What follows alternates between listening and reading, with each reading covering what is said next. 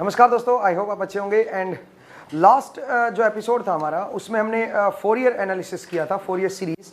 तो हमने half wave rectifier and full wave rectifier के अंदर हमने हार्मोनिक कंटेंट हमने चेक किया था कि कितने हार्मोनिक हमारे पास अवेलेबल हैं, कौन कौन से हार्मोनिक्स उसमें होते हैं, ठीक है ना।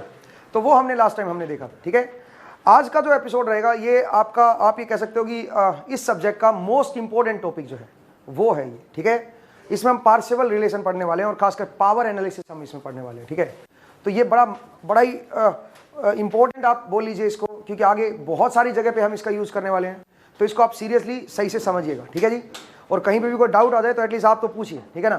तो देखिए दोस्तों, नेक्स्ट मैं पढ़ाने वाला हूँ पार्शियल रिलेशन। पार्शियल रिलेशन ये पढ़ने वाले हैं और हम पावर के बारे में पढ़ने वाले हैं। हम पावर के बारे में थोड़ा सा पढ़ने वाले हैं। वैसे मैं आपको बताऊं, मैं आपको एक्टिव पावर, रिएक्टिव पावर ये सब पढ़ा चुका हूं, ठीक है। ये आपको नेटवर्क थ्योरी में मैंने पढ़ाया था आपको, ठीक है। पावर फैक्टर क्या होता है, एक्टिव पावर, रिएक्टिव पावर, तो मैं उसको रिपीट नहीं करूंगा, ठीक है ना। वो आप जानते हो, ठीक है, कि भाई एक्टिव पावर, रिएक्टिव पावर क्या होती है। मैं खासकर हार्मोनिक्स का केस लेना चाहता हूं, ठीक है ना। सोचिए मेरे पास कोई इलेक्ट्रिकल नेटवर्क है, ठीक है। मेरे पास मान लीजिए कोई इलेक्ट्रिकल नेटवर्क, ठीक है। चलिए मैं थोड़ा बहुत आपको बता भी देता हूँ एक्टिव रिएक्टिव के बारे में। मान लीजिए मेरे पास कोई इलेक्ट्रिकल सर्किट है, ठीक है जी। और मैंने क्या किया, मैंने कुछ वोल्टेज सोर्स लगाया यहाँ पे VT, और ये मेरा करंट आ गया IT, ठीक है भाई। मान लीजिए मेरे पास जो VT है वो है Vm sin ओमेगा t। मैं एक बार फंडामेंटल लेके चल रहा हूँ दोस्तों, Vm sin omega naught t। मैं मान के चला हूँ इसमें हार्मोनिक्स नहीं है, ठीक है।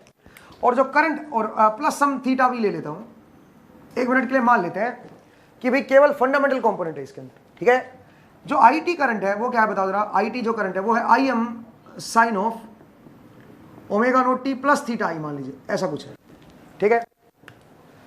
ये मेरा वोल्टेज है, ये मेरा करंट है। कोई इलेक्ट्रिकल सर्किट था उसमें इस तरह का मैंने लिया, और मैं मान के चल रहा हूँ कि वोल्टेज में भी फंडामेंटल कंपोनेंट है और करंट में भी फंडामेंटल कंपोनेंट है, कोई हार्मोनिक नहीं है।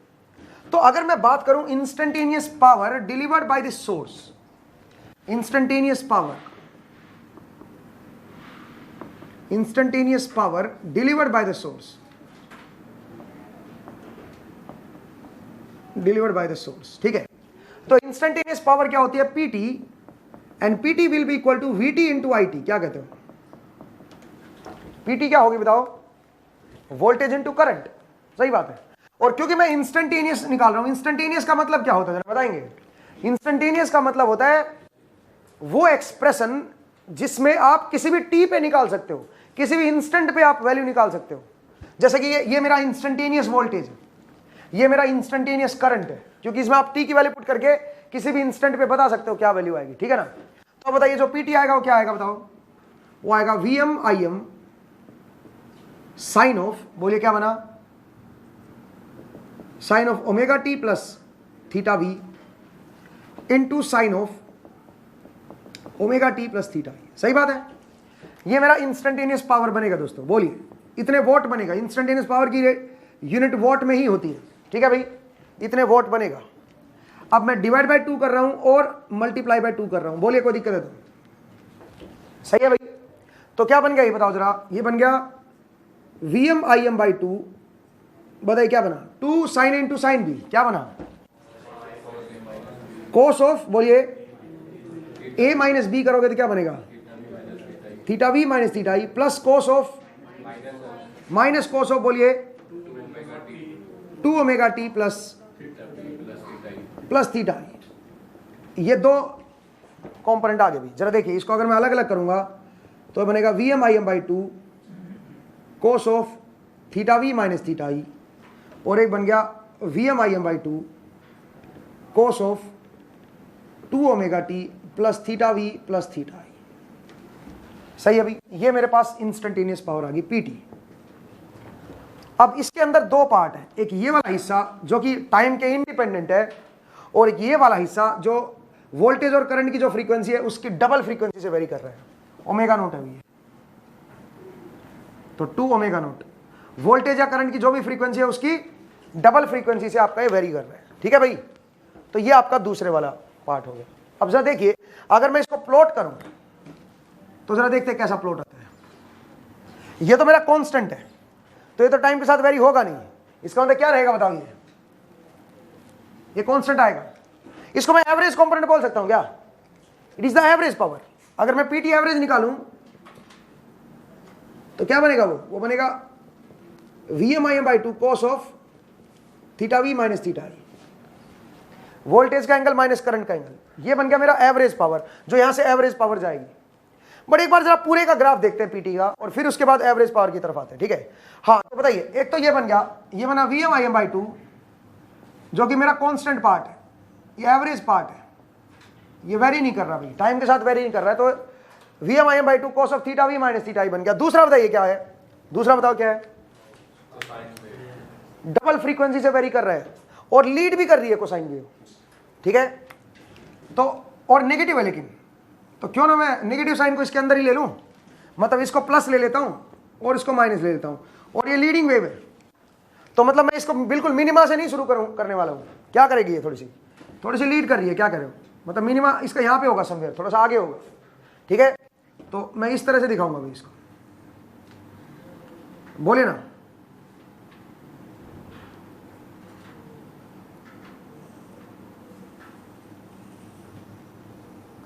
कुछ इस तरह का बनेगा दोस्तों। ये क्या मेरा माइनस Vm/2, और ये क्या बन गया बताओ जरा? Plus Vm/2। थोड़ा सा मैंने लीड करा दिया, सही है ना? कोई दिक्कत तो नहीं है। अब बताइए, अगर मैं दोनों को ऐड करूंगा तो ये इसमें ये पूरी वेव, ये वाला पार्ट ऐड हो जाएगा, तो क्या होगा? ये थोड़ा सा ऊपर उठेगा। कितना ऊपर उठेगा? क्या इतना ही ऊपर उठेगा क्या? नहीं, Vm/2 से कम है ये, क्योंकि कोस आ गया ना, कोस की वैल्यू लेस देन 1 होती है, तो इसका मतलब ये पूरा वेव ऊपर उठेगी। तो कितना बनेगा बताओ रिजल्टेंट कुछ इस तरह का बनेगा। अगर मैं रिजल्टेंट बनाऊं तो कुछ इस तरह का बनेगा दोस्तों। मतलब ये वेव ऊपर उठ जाएगी, तो इतना, ये हिस्सा देखो पॉजिटिव है, और फिर कुछ देर के लिए क्या है बताओ? नेगेटिव, फिर कुछ देर के लिए अगेन पॉजिटिव, और ये नेगेटिव। अब ये नेगेटिव का क्या मतलब होता है?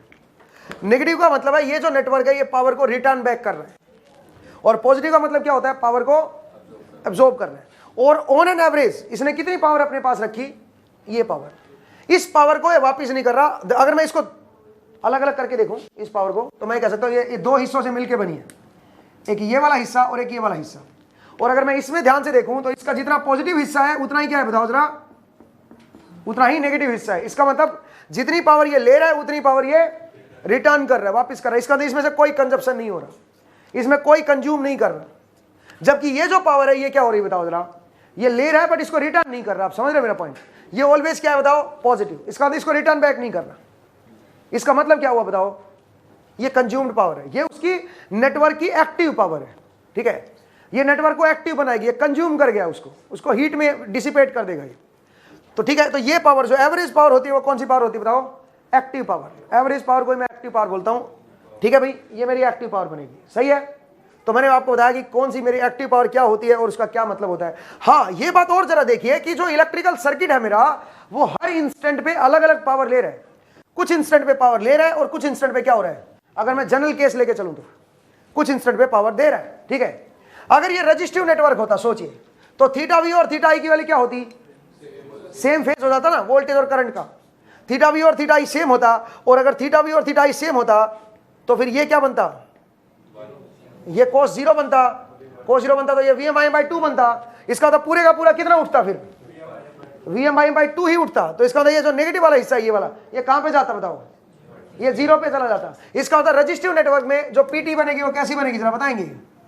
अगर आर रजिस्टिव नेटवर्क की बात करूं तो रजिस्टिव नेटवर्क में मतलब ये ऐसे होगा, ये पूरा नेगेटिव नहीं होगा, समझ रहे हो? कुछ इस तरह का बनेगा दोस्तों रजिस्टिव नेटवर्क में। इसका मतलब रजिस्टिव नेटवर्क कभी कोई पावर रिटर्न बैक नहीं करता। लेकिन रजिस्टिव नेटवर्क में भी जो पावर होती है वो कांस्टेंट नहीं होती, अलग अलग इंस्टेंट पे क्या होगा? अलग अलग पावर लेगा, समझ आया? वो भी कांस्टेंट नहीं होगा, ठीक है? तो ये इंस्टेंटेनियस पावर का एक्सप्रेशन होता है भाई, और उसकी ये उसकी एवरेज वैल्यू होती है, ठीक है? एवरेज का मतलब एक्टिव पावर से आप कह सकते हो, इट इज इन वॉट, ये वॉट में मेजर की जाती है, ठीक है? तो इसके बेसिस पे फिर हमने रिएक्टिव भी डिफाइन किया था, अगर आपको याद हो नेटवर्क थ्योरी में, तो वो लेक्चर आपके पब्लिक है भाई, ठीक है? वो एपिसोड आप देख सकते हो नेटवर्क थ्योरी में, ठीक है? एसी एनालिसिस के अंडर मैंने पढ़ाया था, ठीक है? तो आप उनको एक बार देखिएगा। मैंने थोड़ा सा रिवीजन के लिए आपको करवाया कि भाई एक्टिव एवरेज पावर कैसे हम निकालते हैं। सोचिए कि इनके अंदर अगर हार्मोनिक्स होते तो क्या करते हैं।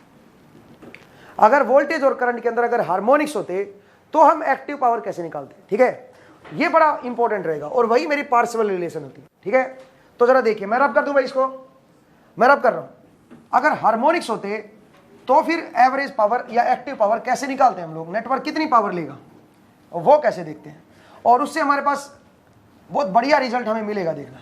ठीक है, देखिएगा।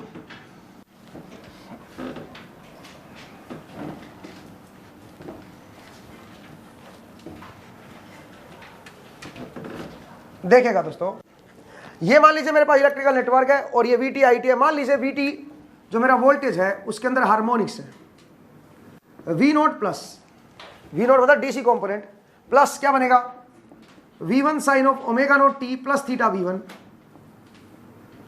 Plus V2 sine of 2 omega naught t, second harmonic present है, plus theta V2 plus V3 sine of 3 omega naught t plus theta V3 और प्लस अप टू आगे तक।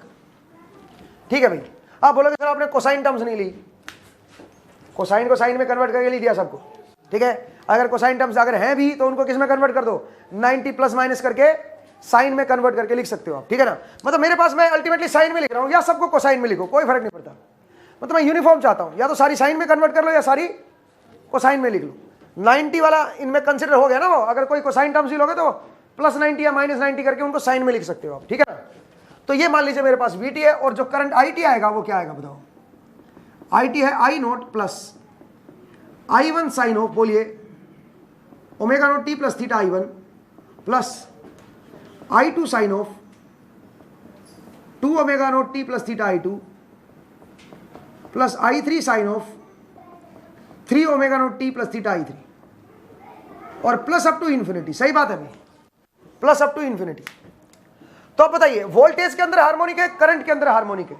अब मुझे क्या करना बताओ, मुझे एवरेज पावर बतानी है, यहां से कितनी एवरेज पावर जाएगी। ठीक है भाई, मतलब मुझे बताना PT एवरेज, एवरेज पावर कितनी यहां से जाएगी। ठीक है, कितनी एवरेज पावर जो सोर्स है वो इलेक्ट्रिकल नेटवर्क को देगा, तो वो कैसे निकालेंगे जरा देखिए। देखा जाए तो पार्शियल लगाना चाहिए मुझे। ठीक है, एक मिनट के लिए अगर मैं I0 की वजह से देखूं कि कितना एवरेज कंपोनेंट आएगा, पहले एक बार PT निकालते हैं, इंस्टेंटेनियस पावर निकालते हैं, बाद में उसका एवरेज देखेंगे। वो बनेगा VT इंटू IT। क्या कहते हो, सही है, VT इंटू IT। अब सबसे पहले IT का I0 कंपोनेंट उठाते हैं और इनके साथ मल्टीप्लाई कर देते हैं, तो सबके साथ मल्टीप्लाई हो जाएगा। सिमिलरली ये कंपोनेंट उठाते हैं, ये मल्टीप्लाई करते हैं, ये कंपोनेंट उठाते हैं, ये मल्टीप्लाई करते हैं, ये कंपोनेंट उठाते हैं, ये मल्टीप्लाई करते हैं, सबके साथ ऐसे मल्टीप्लाई करोगे। बट मुझे चाहिए PT एवरेज। एवरेज का मतलब वो वाला कंपोनेंट जो कांस्टेंट होता है। जब I0 के साथ मल्टीप्लाई करोगे पूरे को, तो कांस्टेंट क्वांटिटी कौन सी आएगी, V0 I0 प्लस जब इसको मल्टीप्लाई करोगे पूरे के साथ तो कांस्टेंट क्वांटिटी कौन सी आएगी बताओ जरा। इसको इसके साथ मल्टीप्लाई करो तो कांस्टेंट नहीं आएगा, ये तो टाइम वेरिंग आएगा। लेकिन जब इसको इसके साथ करोगे तब कांस्टेंट आएगा। जो अभी आप पिछले क्वेश्चन में यही तो किया था आपने, दोनों की फ्रीक्वेंसी सेम थी, तो क्या बनेगा बताओ जरा, 1/2 V1 I1 कोस ऑफ, बोलिए थीटा I1, ये बनेगा। बाकी किसी के साथ कांस्टेंट नहीं आएगा, एवरेज कंपोनेंट केवल इसी के साथ मिलके आएगा। अब आइए बताइए अगले के साथ, इसको करोगे तो किसके साथ आएगा एवरेज कंपोनेंट बताओ, इसका इसके साथ ही बनेगा, बस मल्टीप्लाई करके देख लो। कांस्टेंट केवल इसका, जब इसके साथ मल्टीप्लाई करोगे तभी उसमें कांस्टेंट निकल के आएगा, समझ रहे हो। कितना बनेगा बताओ जरा, V2 I2/2, बोलिए क्या बनेगा, कोस ऑफ, बोलिए theta V2 minus theta I2 plus up to कहां तक, अप टू इंफिनिटी। सही है, तो यहां से क्या सीखे आप, ये एवरेज एक्टिव पावर है, ये नेटवर्क एब्जॉर्ब कर लेगा, इसको वापस नहीं करेगा। इसका मतलब यहां से हम क्या सीखे, हम यहां से कह सकते हैं अगर सोर्स के अंदर डीसी कंपोनेंट है तो करंट का, अगर वोल्टेज सोर्स के अंदर डीसी कंपोनेंट है तो करंट सोर्स के अंदर जो डीसी कंपोनेंट होगा वही दो मिलके पावर लेके जाएंगे। सोचिए कि वोल्टेज के अंदर डीसी कंपोनेंट होता, करंट के अंदर ना होता, तो क्या डीसी कंपोनेंट की वजह से कोई पावर जाती, क्या नहीं जाती। क्यों नहीं जाती बताओ, क्योंकि वोल्टेज के अंदर डीसी कंपोनेंट भी जो होगा वो करंट के भी डीसी कंपोनेंट के साथ मिलकर ही पावर बनाएगा। डीसी वोल्टेज के अंदर अगर कोई डीसी कंपोनेंट है या करंट के अंदर डीसी कंपोनेंट है तो डीसी कंपोनेंट करंट का डीसी कंपोनेंट ऑफ वोल्टेज के साथ मिलकर ही पावर लेके जाता है, समझ रहे हो, अदरवाइज पावर नहीं जाएगी। Same harmonic. अगर करंट वोल्टेज के अंदर फंडामेंटल है तो वो करंट के फंडामेंटल के साथ मिलकर ही पावर को लेके जाएगा। समझ आया? मैं एक्टिव पावर की बात कर रहा हूं, मैं एवरेज पावर की बात कर रहा हूं। वो पावर जो कंज्यूम होती है, वो पावर जो वापस नहीं आती है, ठीक है, मैं उसकी बात कर रहा हूं। ऐसे सेकंड हार्मोनिक के साथ मिलकर पावर ले जाएगा। सही बात है? बोलिए दोस्तों, कोई दिक्कत है तो? क्लियर है भाई? आगे बढ़ सकते हैं। तो मैंने आपको बताया कि मेरा जो पावर आएगी वो क्या आएगी। मैं इसको ऐसा भी लिख सकता हूं, PT average is equal to V naught I naught plus 1/2 summation V k I k cos of, बोलिए, theta V k minus theta I k from, बताइए, 1 to इंफिनिटी। कॉम्पैक्ट फॉर्म में अगर मैं लिखूं, मैं इस तरह से लिख सकता हूं। ठीक है भाई? इतने वोट, ये वोट आएगा भाई, ये मेरा वोट में आएगा। ठीक है? तो इतने वोट मेरी एवरेज पावर आएगी, मतलब ये पावर कभी भी रिटर्न बैक नहीं करेगा। ठीक है? अब ये बड़ा कमाल का एक्सप्रेशन है, सही बताऊं तो। अब जरा देखिए, क्योंकि आपने रेक्टिफायर पढ़ लिया है, फुल वे रेक्टिफायर और हाफ वे रेक्टिफायर आपने पढ़ लिया, आपको पता है कि उनके अंदर कौन सी टर्म्स प्रेजेंट होती हैं। ठीक है? अब जरा देखते हैं, थोड़ा सा आगे बढ़ते हैं। मैं रब कर दूं, इसको नोट कर लीजिए भाई। ठीक है? पहले एक बार इसके ऊपर थोड़ा सा बेसिक क्वेश्चन करते हैं। ठीक है? और उसके बाद मैं थोड़ा सा पावर इलेक्ट्रॉनिक्स टाइप क्वेश्चन करवाऊंगा। ठीक है? तो जरा देखते हैं। ठीक है? मैं रब कर दूं इसको। देखिए भाई, पहले एक बार बेसिक क्वेश्चन करते हैं इसमें। ठीक है? इसका एक बेसिक क्वेश्चन देखते हैं दोस्तों। मान लीजिए आपको वीटी दे रखा है 10 plus 3 sine 2t plus 30 degree plus 8 cos 40 plus 40 minus 45 plus 4 cos 3t। मान लीजिए ऐसे दे रखा है आपको। एंड आई टी आपको दे रखा है 5 plus 2 sine 3t minus 60 degree plus 4 कोस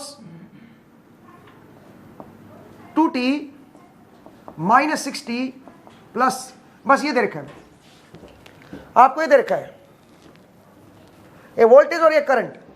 आपको बताना है एवरेज पावर कितनी जाएगी, PT average power delivered by the source. आपको ये बताना है भी, what will be the average power delivered by the source. Source जो है वो कितनी एवरेज पावर डिलीवर करेगा, आपको इसकी वैल्यू कैलकुलेट करनी है। ठीक है दोस्तों? तो कैसे करेंगे जरा देखिए। या तो सबको किस में लिखो, साइन में, सबसे पहला काम तो ये, या सबको किस में लिखो, कोस में, क्योंकि डिफरेंस देखना हमारे लिए आसान हो जाएगा। थीटा वी माइनस थीटा आई निकालना हमारे लिए आसान हो जाएगा। तो एक काम करते हैं, सबको क्यों ना साइन में लिख दे एक बार। तो ये तो ऑलरेडी साइन में है, इसको साइन में कैसे कन्वर्ट करोगे, कोस को साइन में कैसे करते हैं बताओ, प्लस 90। तो अब बताओ ये क्या बनेगा, ये बनेगा साइन ऑफ 90 ऐड कीजिए तो प्लस 45 हो जाएगा। क्या कहते हो, सही है भाई? माइनस 45 था, उसमें 90 ऐड करोगे तो क्या हो जाएगा, प्लस 45। नेक्स्ट बोलिए, यहां पे क्या बनेगा बताओ जरा, साइन ऑफ, बोलिए ना, 3t प्लस 90। बोलिए भाई, 90 ऐड कर दो ना यार, कोस को साइन में कन्वर्ट करने के लिए क्या कर दो, 90 ऐड कर दो। सही है? चलिए अब यहां पे आइए, इसको कोस को साइन में कन्वर्ट कर लीजिए यहां पे, तो 90 ऐड करोगे तो क्या बन जाएगा, प्लस 30। बोलिए दोस्तों, सही है? आसान केस था। अब बताइए पीटी एवरेज क्या बनेगा। वोल्टेज में डीसी है तो करंट के डीसी के साथ ही मिलके पावर आएगी। बताओ कितना बनेगा, 10 इंटू 5 50 प्लस 1/2। बोलिए 1/2 इंटू, बोलो क्या करेंगे, 1/2 इंटू, बोलो क्या करेंगे, 2t है तो यहां पे 2t वाला ही देखो ना, 2t वाला इधर है। वोल्टेज की मैक्सिमम वैल्यू कितनी है, 3 इंटू करंट की मैक्सिमम वैल्यू कितनी है, 4। मैक्सिमम वैल्यू अगर ले रहे हो तो हाफ करना, अगर आरएमएस वैल्यू ले रहे हो तो हाफ नहीं करना है, ध्यान दीजिएगा, फिर वो हाफ हट जाएगा ना, क्योंकि आरएमएस वैल्यू क्या होगी, इनके मैक्स डिवाइड बाय √2 हो जाएगा ना। नहीं समझे मैं क्या कर रहा हूं, अगर ये मैक्सिमम वैल्यू ले रहे हो तो ही डिवाइड बाय 2 करेंगे, अगर आरएमएस वैल्यू लोगे तो डिवाइड बाय 2 नहीं करना है। नहीं समझे क्या मेरा पॉइंट? इस देखो आप ऐसे भी कर सकते हो ना, VMIM जो है ना, इसको आप ऐसे लिख सकते हो, 1/√2 VM इंटू 1/√2 IM, और ये क्या हो गया, ये VRMS और ये IRMS। इसका तो आरएमएस वैल्यू ले रहे हो तो 2 यूटिलाइज हो जाएगा आरएमएस में। ठीक है? तो मैंने बोला 3 इंटू 4। ठीक है? अच्छा, कोस ऑफ क्या बनेगा बताओ जरा, वोल्टेज का एंगल माइनस करंट का एंगल, तो 0 बन जाएगा। सही है भाई? दोनों 30 डिग्री पे है। अगला बोलिए प्लस 4 वाला है यहाँ पे, क्या इधर 4 वाला है क्या कोई? वोल्टेज में 4 वाला है, ओमेगा इक्वल टू 4 वाली टर्म, बट करंट में ओमेगा इक्वल टू 4 वाली टर्म नहीं है। इसका मतलब क्या इस कंपोनेंट की वजह से पावर जाएगी? नहीं जाएगी, इस कंपोनेंट की वजह से कोई पावर नहीं जाएगी, ठीक है। तो इसका मतलब ये तो नहीं ले जाएगा, इसको तो छोड़ दो भाई, ठीक है। अब आइए यहाँ पे, हाँ जी 3 वाली टर्म है, तो यहाँ पे भी 3 वाली टर्म है एक, तो अब बताओ ना क्या बनेगा ये? 8 इंटू कोस ऑफ, बोलिए क्या बनेगा? Theta V minus theta E, 90 minus 60, ये प्लस 150 नहीं हो जाएगा? सही बात है भाई, 90 और माइनस 60 करोगे तो माइनस ऑफ माइनस 60 करोगे तो प्लस 150 हो जाएगा। बताओ कितना वोट आया? 52.53 वोट, ये आ गया भाई, 52.53 वोट ये आ गया, सही है। बोलिए कोई दिक्कत है तो? 52.53 वोट ये मेरे पास आंसर आएगा। कोई दिक्कत है बताइए भाई, आगे बढ़ सकते हैं। तो हमने देखा कि किस तरह से हमारे पास जो पावर आती है हार्मोनिक के केस में वो हम कैसे कैलकुलेट करते हैं। आई होप आपको एक क्लियर हुआ, ठीक है। मैं रब कर दूं भाई, इसको रब कर दूं। चलिए एक बढ़िया बात बताता हूं आपको अभी, एक और बात। मान लीजिए कोई रजिस्टर लगा हुआ है, ठीक है, जरा देखिए। मान लीजिए कोई रजिस्टर लगा हुआ है, ठीक है, मान लीजिए कोई रजिस्टर है R, ठीक है, और मैंने क्या किया, इस रेजिस्टेंस के अक्रॉस कोई वोल्टेज लगा दी। ध्यान दीजिएगा, रजिस्टर के अक्रॉस कोई वोल्टेज लगा दी VT, और इस वोल्टेज के अंदर कई सारे हार्मोनिक्स हैं।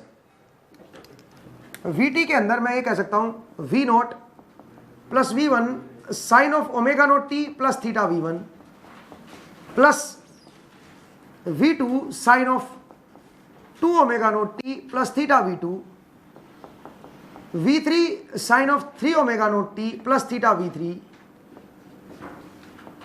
प्लस अप टू आगे तक कई सारे हार्मोनिक्स है मान लीजिए। तो आप मुझे बताओ जो करंट आएगा उसमें कितने हार्मोनिक्स आएंगे? सारे आएंगे, ठीक है। बस डिवाइड बाय R कर दो बस। अब बताओ एवरेज पावर क्या बनेगी फिर? जो करंट यहां से आएगा उसके अंदर भी सारे हार्मोनिक आ रहे हैं। ये मेरा नेटवर्क था, रजिस्टिव नेटवर्क था, ठीक है। तो मैंने बोला VT मैंने ये अप्लाई किया था, करंट के अंदर सारे हार्मोनिक्स आए, ठीक है। Theta V2 plus V3 by R sine of 3 omega naught T plus theta V3 plus up to infinity. तो अगर मैं बोलूं कि एवरेज पावर PT एवरेज या फिर कितनी एक्टिव पावर इस नेटवर्क से जाएगी, तो क्या बनेगा? वो बनेगा V0 का स्क्वायर अपॉन R, मतलब मल्टीप्लाई करोगे तो यही बनेगा ना। फिर अगला बताओ प्लस 1/2, बोलिए V1 का square by R plus V2 का square by R plus cos 0, V1 into V1 by R into cos of angle का डिफरेंस 0, cos 0 इज 1। नहीं, ये नहीं बनेगा, बताओ ना। प्लस अप टू कहां तक? इन्फिनिटी तक। अब देखो 1/R मैंने कॉमन ले लिया। अब आप याद करो ये क्या था? ये किसका फॉर्मूला था बताओ ना। ये तो VRMS नहीं होता, इसके RMS वाले निकाल के देखो पार्शियल रिलेशन से। इसके RMS अगर आप निकालोगे तो यही तो आएगी इसके RMS। इसका अंदर क्या बनाइए? VRMS का स्क्वायर अपॉन R। तो इसका अंदर क्या सीखे आप? जब भी कोई वोल्टेज, जब भी कोई रजिस्टर के अक्रॉस अगर मुझे पावर निकालनी हो, ठीक है, तो या तो रजिस्टर के थ्रू करंट बताओ या वोल्टेज बताओ, तो उसकी RMS का स्क्वायर इंटू R कर दो। आपको हार्मोनिक में जाने की जरूरत नहीं है। क्यों भाई? क्योंकि करंट में जो वोल्टेज के अंदर हार्मोनिक होते हैं वही करंट के अंदर हार्मोनिक होते हैं, तो इसलिए सेम सेम हार्मोनिक आएंगे। तो अगर आप पार्शियल लगा भी रहे हो, पावर से लगा के भी देख रहे हो, तब भी अल्टीमेटली वही आ रहा है, VRMS का स्क्वायर अपॉन R, ठीक है। तो करंट में जब भी आपको, रजिस्टर में जब भी आपको पावर निकालनी होगी, तो आप क्या करेंगे? जो ओवरऑल करंट जा रहा है रजिस्टर के थ्रू या उसके अक्रॉस अगर कोई वोल्टेज पता चल जाए, तो चाहे उसके वोल्टेज के अंदर हार्मोनिक्स हो, कोई फर्क नहीं पड़ता।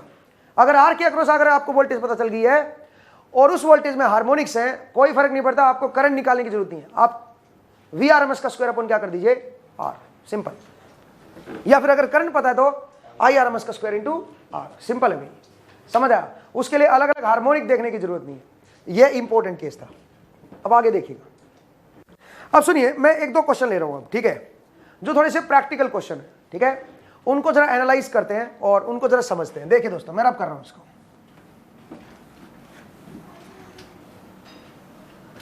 देखिए सोचिए मेरे पास एक बैटरी है, तो बैटरी को मैं कैसे रिप्रेजेंट करता हूं बताओ। बैटरी क्या होता है, एक voltage source, DC voltage source नहीं, बट इंटरनल रेजिस्टेंस भी आएगा उसका, ठीक है, बिकॉज वो आइडियल नहीं होता, ठीक है ना। तो अगर मैं बैटरी को दिखाऊंगा तो मैं क्या बोलूंगा, बैटरी को दिखाने के लिए एक उसका R इंटरनल है और एक क्या होगा बताओ जरा, एक उसका इंटरनल वोल्टेज होगा कुछ भी नोट, सही है। अब मुझे एक बात है, ये चार्ज कब होगी, अगर बैटरी को चार्ज करना हो, जैसे आप बोलते हैं ना बैटरी चार्ज हो रही है कि नहीं हो रही, बैटरी को चार्ज करना है, डिस्चार्ज हो गए, ठीक है, तो चार्ज करने के लिए जरूरी है कि ये सोर्स जो है ये पावर एब्जॉर्ब करे, ये नहीं, ये तो करे तो ठीक है, ये तो करेगा ही, जब ये करंट आएगा तो इसमें तो ये तो सिर्फ लॉस को दिखाएगा, इसके अंदर का जो बैटरी के अंदर जो लॉस होगा उसको दिखाएगा। बैटरी चार्ज होने का मतलब है जब ये पावर को एब्जॉर्ब करेगा तो उस पावर इनटू टाइम कर देना, उससे क्या होगी, एनर्जी उसके अंदर आ जाएगी, भाई कितना एनर्जी ये एब्जॉर्ब कर रही है, ठीक है ना। तो इस तरह से बैटरी को हम चार्ज करते हैं, बैटरी को एनर्जी प्रोवाइड करते हैं, ठीक है ना। इसका मतलब ये पावर को एब्जॉर्ब करना चाहिए, ठीक है। और ये कौन सा कंपोनेंट है, ये डीसी है कि एसी है, डीसी, तो पावर कौन से कंपोनेंट से लेगा, करंट के, केवल डीसी कंपोनेंट से लेगा, पावर करंट के केवल और केवल डीसी कंपोनेंट से लेगा, सही बात है। अब जरा देखिए मेरे पास एक बैटरी है, ठीक है, अब अगर मैं उस बैटरी का इंटरनल, चलो मुझे सबसे पहले बैटरी का इंटरनल रेजिस्टेंस और वी नोट निकालना है। कैसे निकालेंगे इंटरनल रेजिस्टेंस और वी नोट, अगर मान लीजिए मेरे पास कोई बैटरी रखी हुई है और बैटरी का मैं सबसे पहले निकालना चाहता हूं क्या चीज, एक इंटरनल रेजिस्टेंस और एक क्या उसका इंटरनल वोल्टेज, मैं ये निकालना चाहता हूं दोस्तों। तो कैसे निकालूंगा मैं, बता सकते हो, बोलिए कैसे निकालेंगे, इसका वी नोट क्या है और इसका इंटरनल रेजिस्टेंस क्या है, बता सकते हो, कैसे निकालोगे, है जी। हाँ जरा देखिए बड़ा आसान है, मैं जानता हूं मैं इसको इस तरह से रिप्रेजेंट कर सकता हूं, एक मिनट के लिए, मतलब सिंपल इसका जो मॉडल बनेगा बैटरी का वो इस तरह से दिखा सकता हूं। सबसे पहले मुझे इसकी इंटरनल वोल्टेज निकालनी है, ये वाली, तो एक काम करता हूं, टर्मिनल वोल्टेज चेक कर लेता हूं बस मल्टीमीटर लगा के, क्योंकि मल्टीमीटर जब मैं पुट करूंगा तो मल्टीमीटर का जो इनपुट इंपीडेंस होता है, जब उसको वोल्टेज स्केल पे लेके आते हो, जब उसको वोल्टेज की स्केल पे लेके आते हो मल्टीमीटर को, तो जो उसका इंटरनल इंपीडेंस बनता है वो एक वोल्टमीटर की तरह काम करता है। तो अगर वोल्टमीटर का इंटरनल इंपीडेंस देखूं तो वेरी हाई होता है, अगर आइडियल केस में देखें तो इनफाइनाइट होता है। तो अब सोचिए जैसे मैंने मल्टीमीटर लगाया, इसका मतलब इनफाइनाइट रेजिस्टेंस में लगा रहा हूं, तो क्या कोई करंट आएगा, करंट तो आएगा नहीं, तो क्या इसमें कोई ड्रॉप आएगा, इस आर इंटरनल के अंदर कोई ड्रॉप नहीं आएगा। इसका मतलब जो वोल्टेज यहां पे होगी वही वोल्टेज मेरी बाहर आ जाएगी, सही है भाई। तो वो वोल्टेज क्या होगी बताओ जरा, उसको मैं क्या नाम दूंगा बताओ, इंटरनल वोल्टेज, समझा। मल्टीमीटर से चेक कर लो, जो अंदर वाली वोल्टेज है वही बाहर आएगी, क्लियर है भाई। इस तरह से तो वी नोट आ जाएगा। अब बताइए आर कैसे निकालेंगे, आर इंटरनल कैसे निकालेंगे,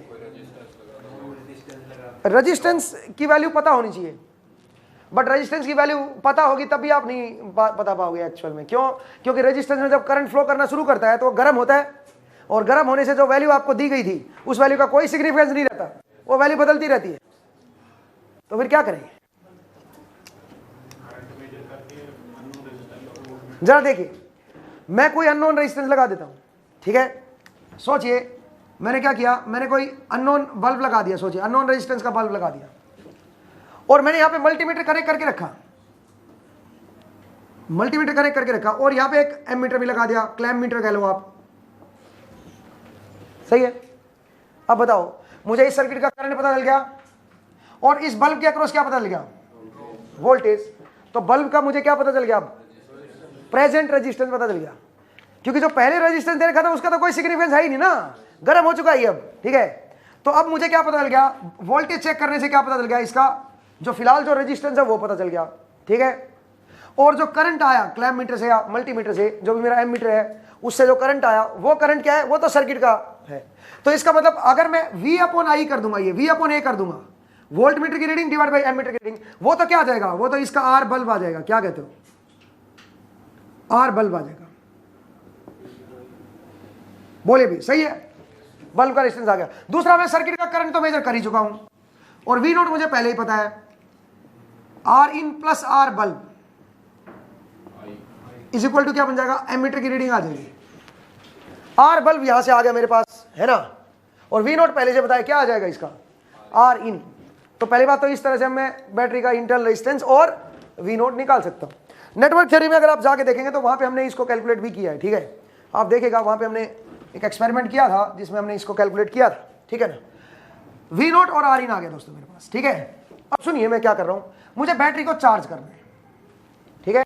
मान लीजिए वी नोट आ गया मेरे पास 12 वोल्ट, इंटरनल वोल्टेज मान लीजिए बैटरी की थी 12 वोल्ट, और जो इंटरनल रेजिस्टेंस आया में भी मैं मान लेता हूं उसको 10 ओम आ गया, इतना मान लेता हूं 10 ओम आ गया, ठीक है।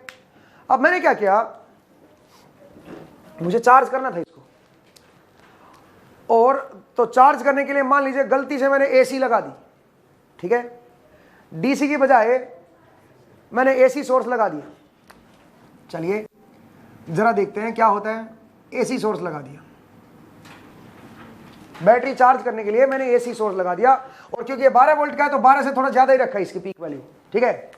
मैं भी पीक वैल्यू आप लगा लो 15 साइन ऑफ कुछ ओमेगा नोट टी, ये मैंने सप्लाई लगा दी। अब जरा देखते हैं क्या इससे बैटरी चार्ज होगी क्या, जरा देखते हैं बैटरी पे क्या फर्क पड़ेगा, मुझे ये देखना है। तो एक बात बताइए, मैं इधर से रब कर रहा हूं, जरा देखते हैं बैटरी पे क्या फर्क पड़ता है, ठीक है। अब यहां पे पार्शियल काम करेगी आपका, मुझे बताइए करंट क्या आएगा, जरा बता सकते हो क्या। जो आईटी करंट आएगा, इधर ले लो चाहे इधर ले लो, चलो मैं इधर इस डायरेक्शन में ले रहा हूं, तो केवीएल लगाओ ना जरा, केवीएल लगाऊंगा तो क्या बनेगा, 15 sine omega naught T minus 12 is equal to 10 I T. तो आई टी क्या आ गया बताओ जरा, 15 sine omega naught T minus 12/10। अगर यहां पे इंडक्टेंस भी ले लेता ना तो मैं ऐसे नहीं लगा सकता था, फिर मुझे सुपरपोजिशन लगानी पड़ती। क्यों, क्योंकि इंडक्टेंस के केस में फिर ओमेगा नोट बड़ा इंपॉर्टेंट जाता। ओमेगा नोट अगर अलग अलग है तो अलग अलग ओमेगा नोट के हिसाब से फिर आपको इसकी रिएक्टेंस जो है वो अलग अलग बनेगा। बट फिलहाल हम बच गए, क्या रेजिस्टेंस था सर्किट में, ठीक है। तो इसका मतलब मुझे ज्यादा टेंशन लेने की जरूरत नहीं, आईटी आ गया मेरे पास। क्या बना जरा देखेंगे, आईटी की value I -1.2 plus 1.5 sine of, बोलिए ओमेगा नोट टी, सही है। ये मेरे पास आईटी करंट आ गया दोस्तों, सही है, ये मेरे पास करंट आ गया। अब जरा देखते हैं ये सोर्स कितनी पावर एब्जॉर्ब कर रहा है। ये करंट इस सोर्स में एंटर कर रहा है, एंटर कर रहा है तो पावर एब्जॉर्ब करनी चाहिए। वोल्टेज के अंदर केवल डीसी कंपोनेंट है और करंट के अंदर डीसी प्लस एसी दोनों कंपोनेंट है। तो आप बताओ पीटी एवरेज क्या आएगा, जो पावर एब्जॉर्ब करेगा ये, क्योंकि करंट एंटर कर रहा है तो पावर एब्जॉर्ब होनी चाहिए, कितनी करेगा, 12 into -1.2, this is power absorb by this source.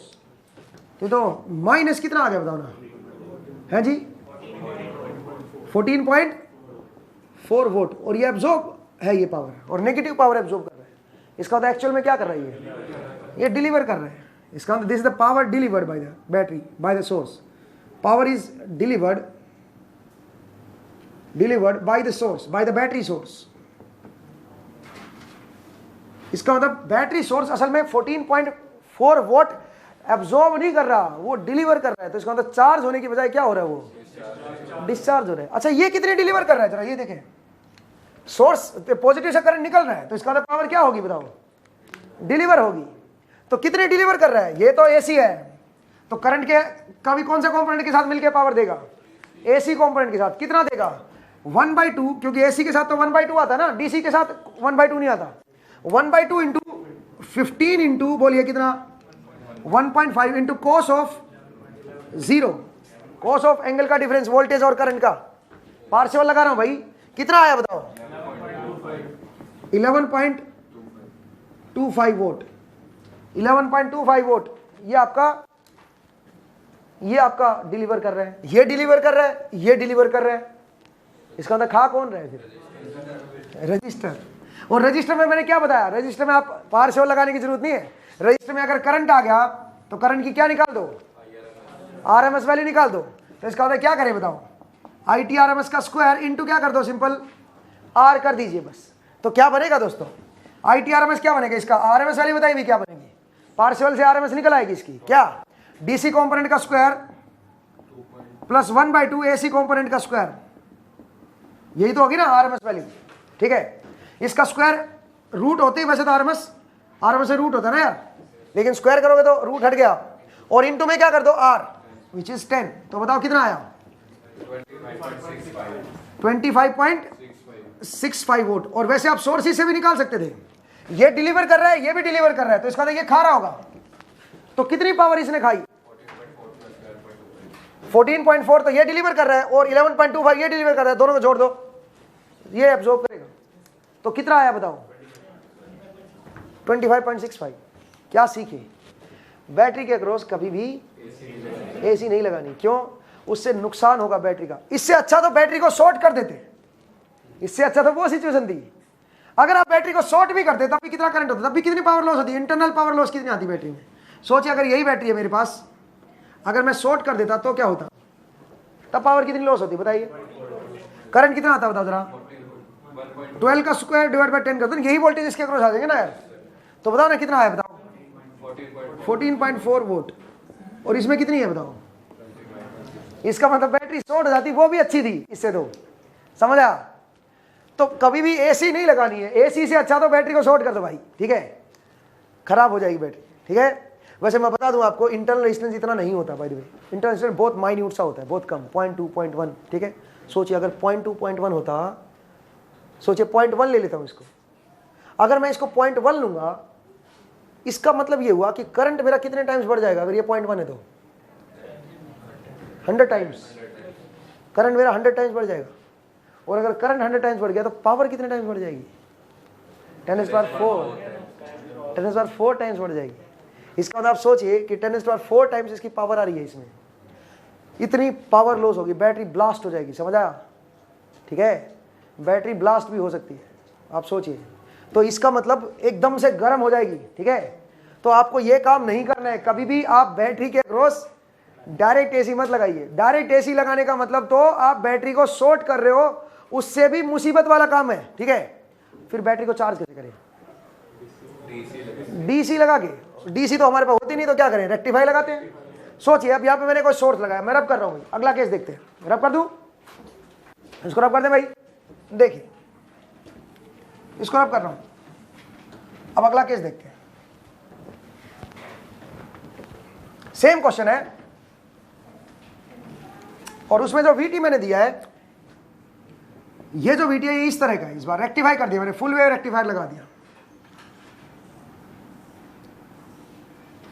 Peak value कितनी है बताओ, कितनी थी, 15 ली थी ना मैंने, तो 15 ही रखो ना।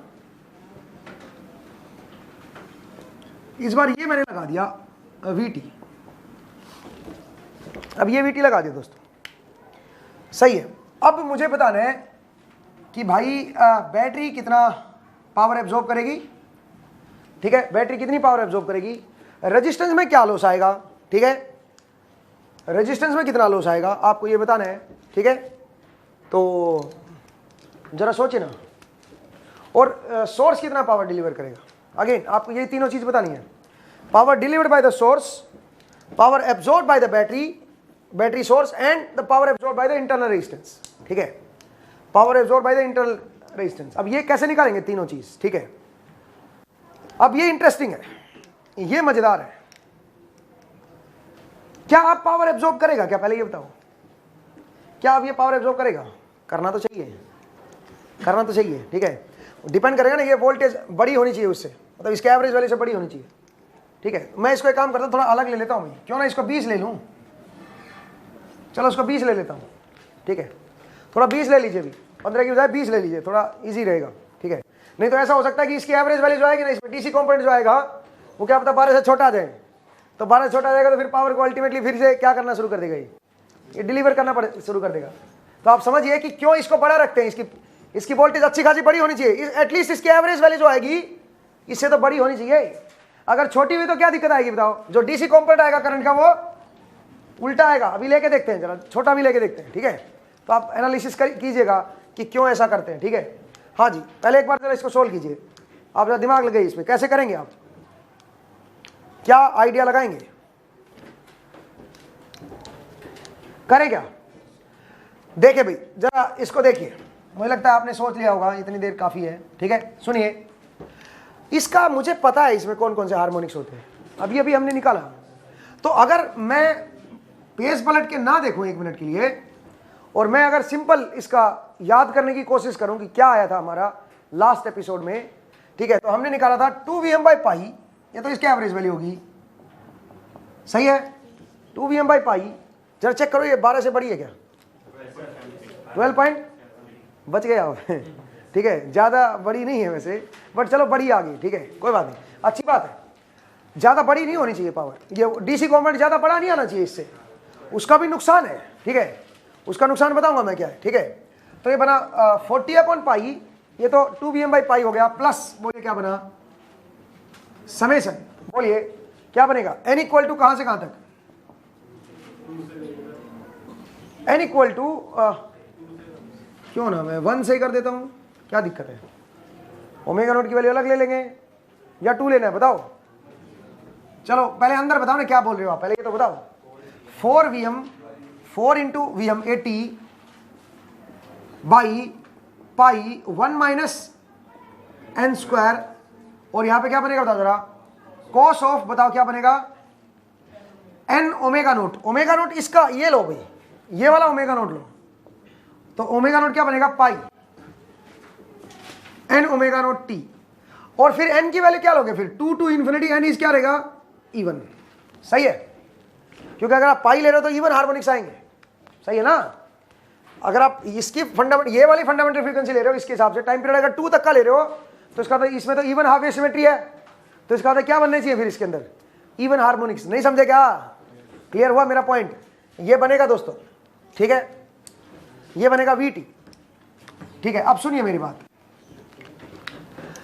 अगर मैं ये बोलूं कि मुझे ये बताइए R के अक्रॉस क्या वोल्टेज आएगी, सबसे पहले पावर लॉस इन R देखते हैं, VR, तो VRT क्या आएगा बताएंगे, वो बनेगा VST, जो सप्लाई वोल्टेज है मेरे पास, VST, इसको VST लिख लो भाई, जो सप्लाई वोल्टेज है VST माइनस 12 V नोट, इसका मतलब VST माइनस 12, तो बताएंगे क्या बनेगा, VST माइनस 12 करके बताओ क्या बना, VST माइनस 12 करो, VST पहले तो ये बताओ इसकी वैल्यू कितनी है, 12 पॉइंट कितनी थी, 0.73, तो ये हो गया 12.73 माइनस 12 कर दोगे तो 0.73 हो जाएगा, और माइनस में क्या आ जाएगा, summation n from 2 to infinity, n is my even, और अंदर क्या बनेगा 80 अपॉन में क्या बनेगा बताओ जरा, pi into 1 minus n square cos of n/t, समझ आया क्या, ये बन जाएगा VRT, कौन सा प्लस का आएगा, हाँ ये प्लस का आएगा, सही है, क्योंकि माइनस पीछे नहीं है ना, प्लस का आएगा। हाँ जी बोलिए दोस्तों, ये बनेगा। तो अब मुझे क्या करना है, VRT आ गया, मुझे पावर निकालनी है, VRT के लिए पावर कैसे निकाले, VRT के RMS का स्क्वायर अपॉन R, अब इसकी RMS निकालना महाभारत है मेरे लिए, ठीक है। अब इसकी RMS वैल्यू कैसे निकालोगे, क्वेश्चन ये है, इसकी RMS वैल्यू कैसे निकालोगे, है जी, ग्राफ की जरूरत नहीं है, ठीक है।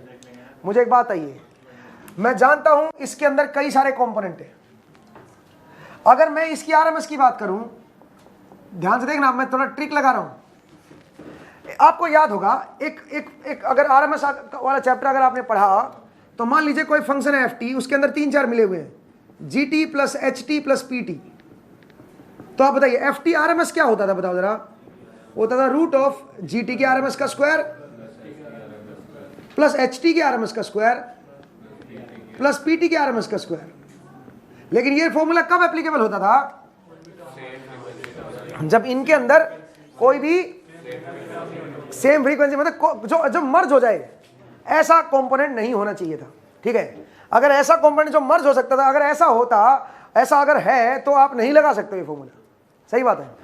अब सुनो, इसके अंदर कितने हार्मोनिक्स हैं, इसके अंदर कई सारी फ्रीक्वेंसी टर्म्स हैं, डीसी भी और आपकी एसी भी, नहीं, मुझे सिर्फ इसका RMS चाहिए पहले, इसके अंदर सारी एसी टर्म्स हैं, और ये कंपोनेंट जो है ये यही वाला है जो VST का है, नहीं समझे, मतलब ये वाला देखो, मैं VRT की RMS चाहता हूं, तो VRT की RMS क्या होगी, इसकी RMS का स्क्वायर प्लस इसकी आरएमएस का स्क्वायर।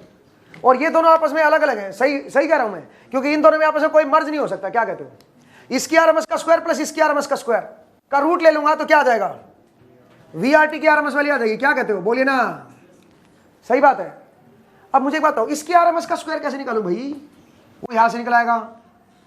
मैं जानता हूं वीएसटी की आरएमएस वैल्यू क्या आएगी, बताओ जरा। वीएसटी की आरएमएस वैल्यू जो आएगी वो आएगी रूट ऑफ इसकी आरएमएस का स्क्वायर विच इज 40/पाई। इसकी आरएमएस तो एक खुद ही होती है, डीसी है। इसका आरएमएस का स्क्वायर प्लस इसकी आरएमएस का स्क्वायर। इसको मैं क्या नाम दे दूं? इसको जीटी नाम दे दूं, जीटी की आरएमएस का स्क्वायर। बोलिए ना, ये क्या बनेगा? ये वीएसटी की आरएमएस वैल्यू आ जाएगी। और वो क्या बनेगी बताओ जरा? इसकी आरएमएस वैल्यू हम जानते हैं, ये तो साइन वेव वाली होती है, क्योंकि ये रेक्टिफाइड साइन वेव है। रेक्टिफाई करने से साइन वेव आरएमएस वैल्यू पे कोई फर्क नहीं पड़ता। तो आप बताओ इसकी आरएमएस वैल्यू क्या बनेगी? बताओ 20/√2। अब यहां से मैं क्या निकाल सकता हूं? मैं इस वाले कंपोनेंट की आरएमएस निकाल सकता हूं, और वो ये यहां इस वाले की भी सेम ही आएगी आरएमएस। नहीं तो आप बताओ ना, जीटी आरएमएस क्या बना? बोलिए भाई, क्या बना ये?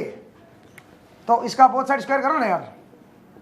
400/2 इज इक्वल टू, ग्राफिकली भी कर सकते हो वैसे आप, 40/पाई का स्क्वायर प्लस जीटी आरएमएस का स्क्वायर। बोलिए ना, क्या बना?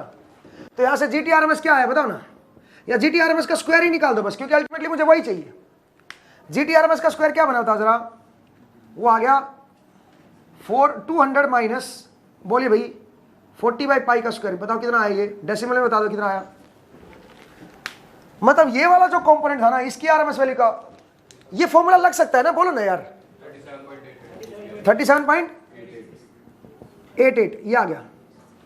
37.88 क्या मैंने सही लगाया इसके ऊपर? पहले ये बताओ एक बार, क्या इसकी आरएमएस का जो वैल्यू है वो ये सही लगाया क्या? इसकी आरएमएस का स्क्वायर अलग कर दिया प्लस इसकी आरएमएस का? हाँ, क्योंकि दोनों टर्म आपस में मर्ज नहीं होंगी, सीधी बात है, सही है।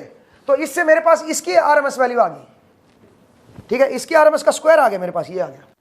अब सुनो मेरी बात, मुझे तो वीआरटी की आरएमएस वैल्यू चाहिए भाई, तो फिर से इसके ऊपर वही लगा देते हैं इसको। ये तो मेरे पास जीटी है, इसको अलग मान लो कुछ नहीं। तो बताओ अब वीआरटी की आरएमएस वैल्यू क्या आएगी? वीआरटी की आरएमएस वैल्यू क्या आएगी? रूट ऑफ, बोलिए, इसकी आरएमएस का स्क्वायर, क्योंकि ये दोनों भी मर्ज नहीं हो रहे आपस में। इसकी आरएमएस का स्क्वायर जो कि पहले आ चुका है हमारे पास, कितना आया बताओ? इसकी आरएमएस का स्क्वायर क्या आएगा? 0.73 का स्क्वायर कर दो भाई, प्लस इसकी आरएमएस का स्क्वायर, और इसकी आरएमएस का स्क्वायर क्या रखा है? कितना? 37.88। तो बताओ क्या आया? वीआरटी है जी, कितना आया? 6.198 ये आ गया भाई। ये तो रजिस्टर के अक्रॉस जो वोल्टेज है उसकी आरएमएस वैल्यू आ गई। बट मुझे तो क्या चाहिए? मुझे चाहिए पावर लॉस। बताइए ना पावर लॉस क्या आएगी? वीआरटी का है जी, वीआरटी का आरएमएस का स्क्वायर अपन आर कर दीजिए 3.842। तो पी आर जो आएगा वो कितना आएगा? 3.842 वोट। मजे आ गए भाई, समझ आया? इतना पावर लॉस तो इसके अंदर आएगा। पहला पॉइंट तो ये समझिए भाई, कैसे निकाला? क्लियर हुआ? ठीक है। तो मैंने इस फॉर्मूले का सहारा लिया। वैसे कुछ लोग क्या करते, सुनो, ग्राफिकली भी कर सकते हो। अब आप ग्राफिकली कैसे करोगे? सुनिए, ग्राफिकली कैसे करोगे वो भी जरा देख लेते हैं। इसकी पावर निकालने के लिए ग्राफिकल अप्रोच भी कैसे लगाएं, ठीक है। मैं रब कर दूं, मैं इसको रब कर दूं।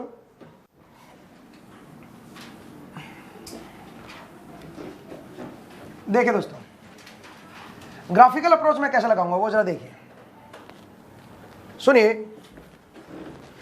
मैंने बोला कि मुझे रजिस्टर के अक्रॉस वोल्टेज चाहिए, तो रजिस्टर के अक्रॉस कैसे वोल्टेज निकालेंगे बताओ जरा? ऊपर की वोल्टेज क्या है बताओ?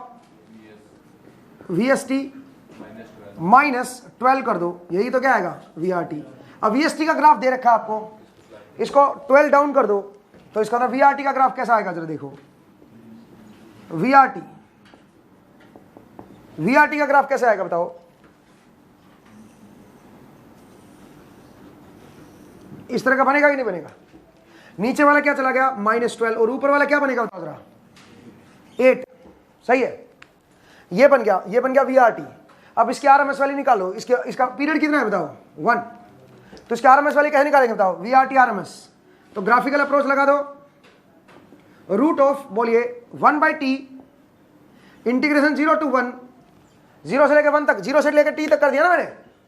क्या इक्वेशन है इसका? ये कौन सी वेव का पार्ट है बताओ? 20 sin πt क्योंकि देखो 20 sin पाई टी ऐसी होती है, 0 1 2, ये 20 sin पाई टी होती है इक्वेशन, बट मुझे 0 से 1 देखना है, तो 20 sin पाई टी तो ये होगा, बट ये डाउन है, कितना डाउन है, माइनस कितना, -12, और इसका क्या कर दो, स्क्वायर और इंटू डी टी, समझा, ये बनेगा V R T R M S, ठीक है। और यही चीज हमने कैसे निकाली, यही चीज हमने दूसरे तरीके से निकाल दी, ठीक है, हमने ग्राफिकल अप्रोच नहीं लगाया, ठीक है। आप पॉइंट को समझिए, ये ज्यादा आसान है क्या वैसे, ये इंटीग्रेशन करना आना चाहिए बस, ठीक है, तो आसान तो नहीं है ये, देखा जाए तो ये लेंदी है ज्यादा, है जी, ये ज्यादा लेंदी है नहीं है जी, हाँ इसका पार्शियल लग जाएगा, आप ही कह सकते हैं 20 sin पाई टी -12, ठीक है, सही है भाई, इस पे पार्शियल मत लगा ना, क्या करे आप, इस पे पार्शियल लगा रहे हो, इस पे मत लगा ना,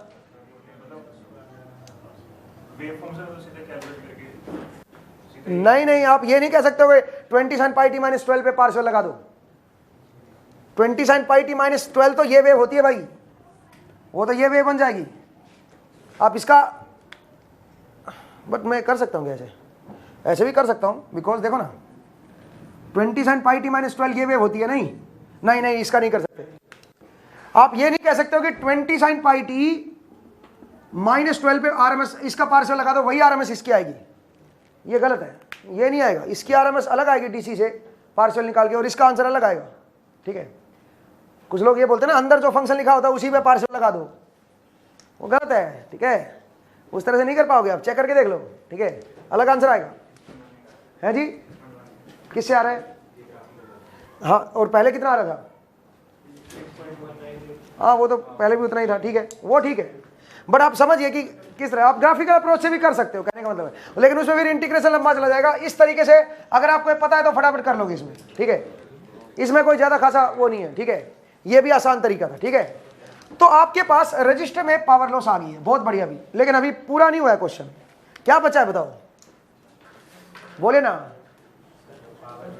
power absorb by battery, battery बताइए ना कितना पावर एब्जॉर्ब करेगी, बोले ना, पावर एब्जॉर्ब बाय बैटरी, बोलिए दोस्तों, बैटरी कितना पावर एब्जॉर्ब करेगी, अब ये देखते हैं, बैटरी तो केवल करंट का कौन सा कंपोनेंट से पावर एब्जॉर्ब करेगी, डीसी कंपोनेंट, तो पहले डीसी कंपोनेंट देख लो, करंट कितना आएगा, वो आसान है, इसमें डीसी कंपोनेंट कितना था बताओ, 12.73, तो केवल डीसी वाले कंपोनेंट को ही देख लो ना यार, डीसी करंट अगर चाहिए तो हर तरफ डीसी ले लो ना, नहीं समझे, तो बताओ डीसी करंट कितना आएगा इसमें, बताओ आई नोट जो आएगा current, I naught equal to 0.73/10, नहीं 0.73 तो वोल्टेज डिफरेंस है डीसी का। आप बोलोगे सर एसी कंपोनेंट, एसी की क्या जरूरत है यार, एसी से तो पावर एब्जॉर्ब करने वाला ही नहीं है ये, केवल डीसी कंपोनेंट की वजह से पावर एब्जॉर्ब करेगा, तो डीसी कंपोनेंट निकाल दो ना करंट का, कितना आया बताओ, 0.073 एम्पियर, सही है, तो आप बताओ पावर कितनी लेगा ये, पी नोट बताइए, 0.073 इंटू में 12 कितना आया बताओ, 0.876 वॉट, 0.876 वॉट, इतनी पावर ये डीसी कंपोनेंट की वजह से लेगा। तो आप बताओ टोटल पावर बैटरी ने कितनी एब्जॉर्ब की है, इसका मतलब, या सोर्स ने कितनी डिलीवर किया, ये भी तो पूछा था ना अगला क्वेश्चन, तो जितनी बैटरी ने एब्जॉर्ब कर दी उतना ये डिलीवर करेगा, तो बताओ कितनी डिलीवर हुई बताओ, 3.842 प्लस कर दीजिए कितना, 0.876, बताइए क्या बनेगा, 4.718 वोल्ट, समझ आया अभी, इतनी पावर आपकी टोटल डिलीवर हुई है इस बार, तो इस बार आप बच गए, देखो इस बार ये पावर को एब्जॉर्ब कर रहा है बैटरी, ठीक है, पावर को एब्जॉर्ब कर रहा है बैटरी, समझ आया। आप बोलोगे सर इससे ज्यादा तो ये लॉस दे रहा है, असल में मैंने बताया था रेजिस्टेंस इतना नहीं होता, रेजिस्टेंस 0.1 ये बहुत कम होता है, ठीक है, तो उसके हिसाब से आप देखो ना, तो बैटरी में ज्यादा पावर आएगी, ठीक है, इंटरनल लॉस इतना ज्यादा नहीं होगा, ठीक है, और मैंने यहाँ पे रेजिस्टेंस बहुत लार्ज ले रखा है, तो इस वजह से, ठीक है भाई, पॉइंट को समझिए, बोले कोई दिक्कत है तो बताइए भाई, कोई परेशानी कोई डाउट आप पूछ सकते हो, ठीक है। तो हमने देखा कि किस तरह से हमारे पास हम पावर वगैरह निकालेंगे, वैसे अच्छी बात है, कम पावर एब्जॉर्ब कर रही है, ये बहुत अच्छा है, इसका मतलब जो डीसी करंट है वो वेरी स्मॉल है, असल में बैटरी चार्ज भी स्मॉल करंट से ही करनी चाहिए, क्योंकि अगर ज्यादा करंट दोगे ना आप एकदम से, अगर जल्दी चार्ज करनी है बैटरी को तो आपको ज्यादा करंट देना पड़ेगा, चार्ज करना मतलब चार्ज आना। चार्ज कब आता है? जब करंट आता है। और करंट की वैल्यू बढ़ाने का मतलब क्या करोगे आप? चार्ज को बढ़ाना, चार्ज का फ्लो बढ़ जाएगा तभी तो करंट बढ़ेगा। इसका मतलब अगर आप बैटरी को फास्ट चार्ज करना चाहते हो तो क्या करो बताओ? करंट को बढ़ा दो, लेकिन उससे बैटरी की लाइफ जो है वो आपकी उतनी जल्दी डिके हो जाएगी, ठीक है, मतलब कम हो जाएगी बैटरी की लाइफ, ठीक है। तो इसलिए बैटरी को आराम से चार्ज किया जाता है, ठीक है, उसको जल्दी चार्ज नहीं करना होता, ठीक है, आराम से स्लो स्लो चार्ज कीजिए, ठीक है भाई। समझ आया आपको ये कहानी? तो मुझे लगता है आज का जो एपिसोड था वो मेरा पार्शियल रिलेशन पे था, ठीक है, एंड आपको समझ आया मैं उम्मीद करता हूँ, ठीक है। तो आप इसको एक बार एनालाइज कीजिए, ठीक है। नेक्स्ट एपिसोड में जब आपसे मुलाकात होगी तो फर्दर इसके जो आगे के कंसेप्ट हैं उनको हम देखेंगे, ठीक है जी। तो आज के लिए इतना ही दोस्तों, नेक्स्ट टाइम फिर से मिलते हैं। Thank you very much.